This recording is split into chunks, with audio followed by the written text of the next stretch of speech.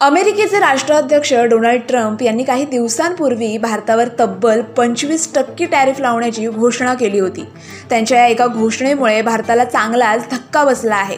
Tariff आकारण्याच्या धक्कादायक निर्णयातून सावरत असताना भारताला ट्रम्प यांनी अजून एक मोठा धक्का दिला आहे। आम्ही भारतावर आणखी टॅरिफ लावणार आहोत अशी घोषणा ट्रम्प यांनी केली आहे। तसेच सोशल मीडियावर पोस्ट करत भारत केवळ मोठ्या प्रमाणात रशियन तेल खरेदी करत नाहीये, तर खरेदी केलेल्या तेलाचा बहुतेक भाग भारत खुल्या बाजारात नफ्यासाठी विकत आहे असा मोठा दावाही ट्रम्प यांनी केला आहे।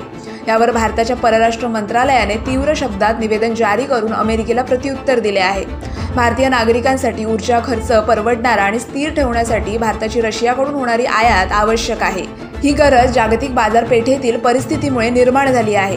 भारतावर टीका करणारे देश स्वतः रशियासोबत मोठ्या प्रमाणावर व्यापार करत आहेत। युरोपियन युनियनने 2024 मध्ये रशियासोबत 67.5 अब्ज युरोंचा वस्तूंचा व्यापार केला, जो भारताच्या एकूण व्यापारापेक्षा खूप जास्त आहे।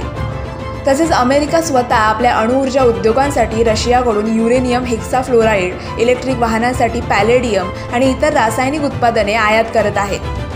या सर्व पार्श्वभूमीवर भारताला लक्ष करणे अवाजवी आणि अन्यायकारक आहे। कोणत्याही मोठ्या अर्थव्यवस्थेप्रमाणे भारत आपल्या राष्ट्रीय हिताचे आणि आर्थिक सुरक्षेचे रक्षण करण्यासाठी सर्व आवश्यक पावले उचलेल असे भारताने स्पष्ट केले आहे। भारत आणि अमेरिका यांच्यात सुरू असणाऱ्या या टॅरिफ युद्धाबद्दल तुम्हाला काय वाटतं?